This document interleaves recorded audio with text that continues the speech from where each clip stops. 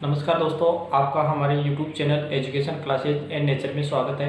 दोस्तों, आपको इस चैनल के माध्यम से केमिस्ट्री और जनरल साइंस के टॉपिक पढ़ने को मिलते हैं और इस चैनल में लगभग 79.60% वे लोग इस चैनल पर एक्टिव रहते हैं जिन्होंने चैनल को सब्सक्राइब नहीं किया है। बाकी लगभग 20.40% लोग वो हैं जो चैनल को सब्सक्राइब कर रखे हैं। दोस्तों, आपसे निवेदन है कि आप जो चैनल को सब्सक्राइब नहीं कर रखे हैं वो चैनल को सब्सक्राइब करें। किसी प्रकार के आपके सुझाव हैं तो वो भी आप मुझे बता सकते हैं, कमेंट्स कर सकते हैं या हमारे टेलीग्राम ग्रुप पर आप जुड़ सकते हैं, वहाँ पर भी बता सकते हैं। आज की वीडियो में दोस्तों मैं आपको उपसहसयोजी यौगिकों के बारे में बताऊंगा और उपसहसयोजी यौगिक बीएससी सेकेंड ईयर का पार्ट भी है और 11वीं और 12वीं के जो विद्यार्थी हैं उसमें भी उपसहसयोजी यौगिक वाला जो टॉपिक्स है वो चलते हैं। तो आप इस वीडियो को अंत तक ज़रूर देखें। चलो दोस्तों, वीडियो को स्टार्ट करते हैं। उपसहसयोजी यौगिक।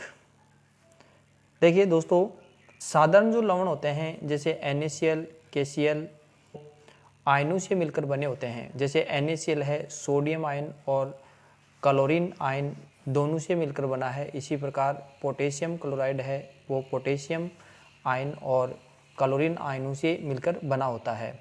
लेकिन दोस्तों, जो योगात्मक यौगिक होते हैं ये वे यौगिक होते हैं जिनका निर्माण दो या दो से अधिक यौगिकों द्वारा होता है, उनको योगात्मक यौगिक कहा जाता है।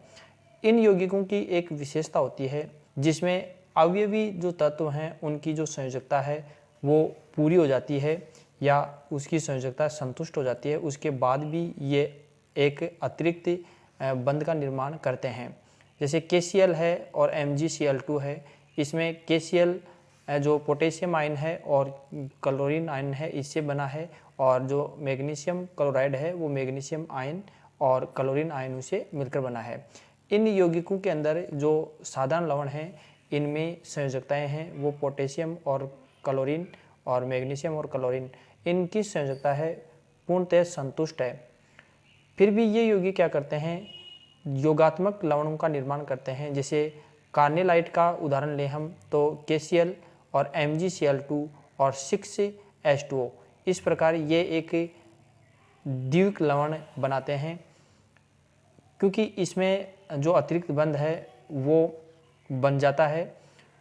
अब ये जो अतिरिक्त बंध है वो किस प्रकार बनता है, इस गुण के आधार पर इन यौगिकों को हम दो भागों में विभाजित करते हैं, जिसमें एक द्विक लवण और एक संकुल यौगिक।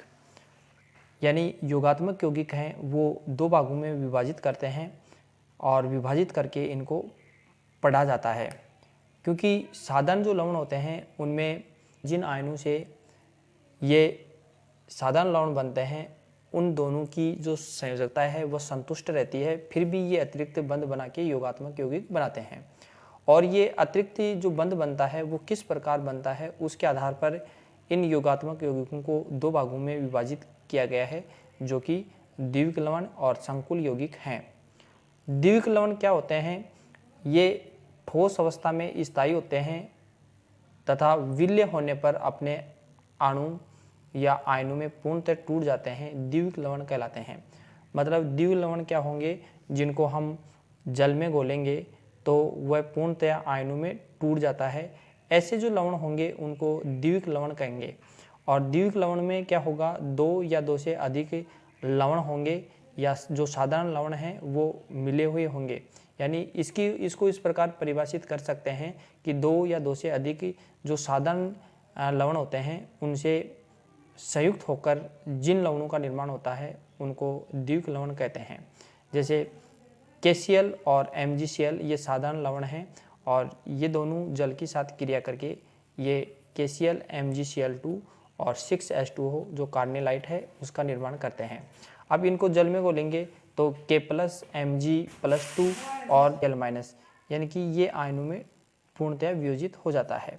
इसी प्रकार पोटेशियम सल्फेट और एल्यूमिनियम सल्फेट ये 24 जल के अणु से क्रिया करके K2SO4 Al2SO4 3 और 24 H2O ये फिटकरी है। इस फिटकरी का निर्माण करते हैं जो कि एक द्विक लवण है। और इसको अगर हम जल में घोलेंगे तो पोटेशियम आयन, सल्फेट आयन और एल्यूमिनियम आयन है, ये विभक्त हो जाएगा या वियोजित हो जाएगा, मतलब अलग अलग हो जाएंगे। अब इसके बाद में बात करते हैं संकुल यौगिकों की। अब संकुल यौगिक क्या होते हैं, यानी संकुल यौगिक वो होते हैं जो जलीय विलयन में उसको घोलने पर अपनी पहचान है वो बनाए रखते हैं और मूल अभिकर्मक है अपनी पहचान खो देते हैं। मतलब मूल अभिकर्मक है वो तो अपनी पहचान खो देते हैं, लेकिन जलीय विलयन के अंदर भी ये यौगिक हैं वो अपने जो पहचान है वो बनाए रखते हैं। यानी जैसे 4KCN और FeCN2 इन दोनों की अगर क्रिया करवाएं तो इस प्रकार का एक यौगिक बनता है K4FeCN6। इस प्रकार ये इसका निर्माण करता है। तो KCN और FeCN2 में पोटेशियम और साइनाइड आयन Fe+2 तथा Cn- आयन है। मतलब जो KCN है उसमें K+ और Cn- है और FeCN2 के अंदर है वो Fe+2 और Cn- आयन है। अगर इनका परीक्षण किया जाता है, यानी परीक्षण किया जा सकता है, लेकिन इनके संयोग से बने जो K4FeCN6 यानी इन दोनों का अलग अलग हम परीक्षण कर सकते हैं, लेकिन इनका अगर हम परीक्षण करें तो ये एक प्रकार का संकुल यौगिक है और इसका जो जलीय विलयन के अंदर Fe+2 और Cn- आयनों के स्थान पर FeCN6 और 4- आयन पाया जाता है। इसमें Fe+ और Cn- का परीक्षण नहीं किया जा सकता। मतलब Fe और Cn इन दोनों का परीक्षण नहीं किया जा सकता क्योंकि इसमें K+ और FeCN मतलब ये जो प्रथम जो भाग है ये तो इसका क्या होगा, K+ तो क्या होगा धनात्मक भाग होगा और जो बाईं साइड में ये Fe(CN4) है ये दूसरा भाग हो जाता है। तो ये माइनस वाला और ये प्लस वाला, तो इनमें ये Fe+2 और Cn- इन दोनों का जो परीक्षण नहीं देगा बल्कि इस पूरे का परीक्षण देगा। तो संकुल यौगिक और जो द्विक लवणों में मुख्य जो अंतर है यही है, क्योंकि द्विक लवणों में प्रत्येक आयन का परीक्षण किया जा सकता है जबकि संकुल यौगिकों में प्रत्येक आयन है उसका परीक्षण नहीं किया जा सकता। अब द्विक लवण और संकुल यौगिकों में अंतर देखिए। द्विक लवणों में धातु आयनों तथा ऋणायनों के बीच आयनिक बंध होता है, जबकि संकुल यौगिकों में धातु आयन और ऋणायन यानी ऋणायन जो लिगेंड होते हैं के बीच सहसंयोजी बंध होता है। तो पहला अंतर तो ये है कि द्विक लवण है उसमें धातु और आयनों और जो ऋणायन है इनके बीच में आयनिक बंध होगा, जबकि संकुल यौगिकों के अंदर जो धातु है और लिगेंड है उनके बीच में उपसहसंयोजी बंध पाया जाता है। तो पहला अंतर यह है। दूसरा देखिए, द्विक लवण में मूल अभिकर्मकों के धनायन तथा ऋणायन अपनी पहचान बनाए रखते हैं, जबकि संकुल यौगिकों में मूल अभिकर्मक के धनायन और ऋणायन अपनी पहचान खो देते हैं यानी खत्म कर देते हैं और उसके स्थान पर जो नया आयन जो बनता है वो परीक्षण देंगे। इसके अलावा देखिए जो द्विक लवण है इसका जो अस्तित्व है वो ठोस अवस्था में होता है और इसका जलीय अवस्था में अस्तित्व होता है। ये जल में पूर्णतः आयनित होते हैं और जो संकुल यौगिक हैं वो पूर्णतः आयनित नहीं होते हैं। जो डबल साल्ट होता है वो सभी आयनों का परीक्षण देते हैं और ये सभी आयनों का परीक्षण नहीं देते हैं। इसके अलावा तीसरा जो अंतर देखें, और द्विक लवणों में एक से अधिक प्रकार के धनायन और ऋणायन होते हैं। इसमें कोई भी आयन को कोष्टक में नहीं लिखा जा सकता, जबकि जो संकुल यौगिक होते हैं उसमें एक धातु आयन अपनी पहचान खोकर एक नया संकुल आयन यौगिक बनाता है जो कोष्टक में लिखा जाता है। जो अभी हमने बड़ा कोष्टक है जो बनाया है उसमें लिखा है। अब देखिए कुछ महत्वपूर्ण पद और परिभाषाएं हैं जो हमें संकुल यौगिक या उपसहसंयोजी यौगिक पढ़ने से पहले हमें पता होनी चाहिए। देखिए संकुल यौगिकों को हम इस प्रकार हम प्रदर्शित करते हैं, यहाँ पर X और ये M और ये L और ये जो यहाँ पर लगा हुआ है वो वाई। अब ऊपर जो माइनस प्लस लगा हुआ है वो आवेश है। तो इस ब्रैकेट के इधर वाला जो भाग होता है वो आयनिक क्षेत्र कहलाएगा या सरल धनायन कहलाएगा। जहाँ पर x लिखा हुआ है उसको जो आयनिक क्षेत्र या आयनन क्षेत्र या सरल धनायन कहते हैं। और इधर मतलब इस ब्रैकेट के इधर वाला जो भाग होगा इधर हमेशा ऋणायन आएगा, जिसको सरल ऋणायन कहा जाता है। और जो यहाँ पर आता है इस ब्रैकेट के अंदर उसको जटिल आयन या समन्वय क्षेत्र कहा जाता है। और जो M है ये मेटल है और L है वो लिगेंड है और जो Y है वो समन्वय जो संख्या है उसको प्रदर्शित करता है। और जो N प्लस माइनस है यहाँ पर हम आवेश को लिखते हैं। देखिए संकुल यौगिक ये पद आरंभ में उपसहसंयोजन प्रजातियों के लिए काम में लिया जाता था, जैसे K4 Fe6 इस प्रकार। अब इसके बाद में बात करते हैं उपसहसंयोजन प्रजाति क्या होती है। देखिए उपसहसंयोजन प्रजाति क्या होगी। उपसहसंयोजन यौगिकों में उपसहसंयोजकता आबंध मतलब उपसहसंयोजी जो आबंध है वो पाया जाता है, लेकिन सभी उपसहसंयोजकता आबंध युक्त यौगिक आवश्यक रूप से उपसहसंयोजन यौगिक नहीं होते।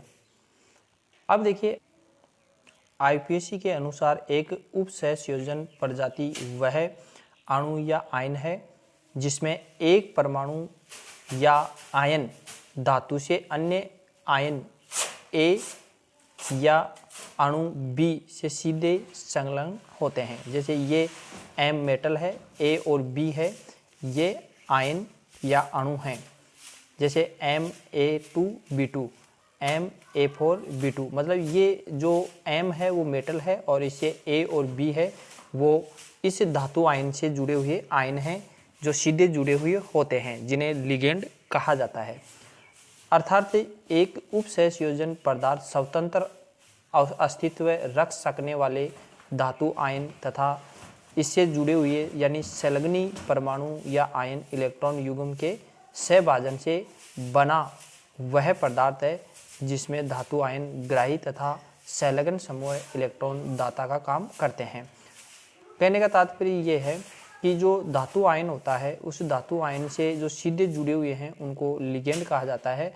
और ये धातु आयन हैं वो ग्राही का कार्य करेंगे, मतलब इलेक्ट्रॉन ग्रहण करेंगे, और इससे जुड़े हुए जो समूह है वो दाता का कार्य करेंगे, मतलब इलेक्ट्रॉन देंगे। इस प्रकार ये एक संकुल है जिसको ब्रैकेट के अंदर लिखा हुआ है और यहाँ पर CO और NH3 4Cl2 और बाहर है Cl। तो यहाँ पर जो कोबाल्ट है CO है ये ग्राही का काम कर रहा है और जो अमोनिया और क्लोरीन आयन है ये दाता का कार्य कर रहा है जो लिगेंड है। उपसहसंयोजन आयन पर आवेश तथा संलग्न समूह यानी जो इससे जुड़े हुए जो समूह होते हैं उनको लिगेंड कहा जाता है के आवेश का बीजीय योग होता है।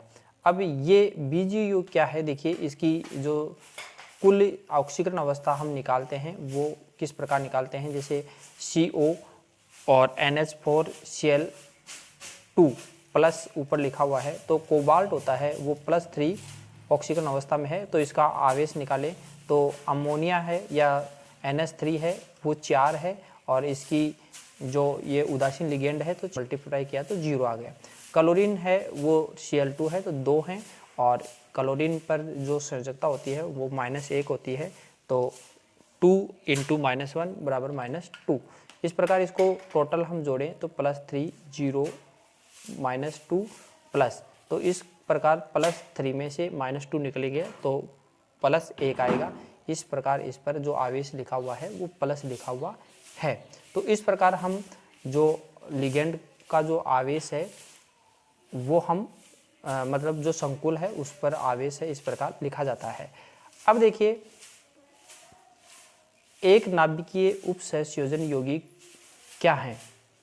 देखिए वे उपसहसंयोजन यौगिक जिनमें केवल एक केंद्रीय परमाणु उपस्थित हो, मतलब एक केंद्रीय परमाणु उपस्थित हो, उसको एक नाभिकीय उपसहसंयोजन यौगिक कहते हैं, यानी मोनोन्यूक्लियर कहते हैं। अब उसके बाद में देखिए बहुनाभिकीय क्या होगा, जिसमें केंद्रीय धातु परमाणु एक से अधिक हो, मतलब केंद्रीय धातु परमाणु एक से अधिक हो, जैसे 2 हो तो द्विनाभिक, 3 हो तो त्रिनाभिक, इस प्रकार ये बहुनाभिकीय उपसहसंयोजन यौगिक हैं। अब इसके बाद में बात करते हैं समन्वय संख्या क्या है।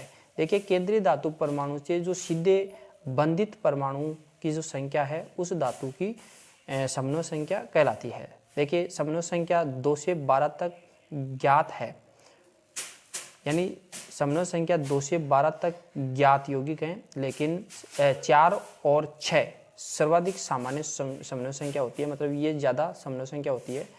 अब सामान्य जो धातु आयन है और उनकी समन्वय संख्या है वो इस प्रकार है, जैसे लिथियम है समन्वय संख्या 4 है, यानी कि एकल संयोजी धनायन है ये सारे के सारे, और ये समन्वय संख्या है, और ये द्वि संयोजी धातु हैं और ये इनकी समन्वय संख्या है। ये त्रिसंयोजी धातु आयन है और इनकी समन्वय संख्या है। ये चतुर्संयोजी धनायन है जिनकी समन्वय संख्या ये है। अब अगले वीडियो हम लिगेंड के बारे में पढ़ेंगे, तो मुझे आशा है ये टॉपिक आपको समझ में आया होगा। जल्दी ही अगला वीडियो लेके आऊँगा। Thank you for watching.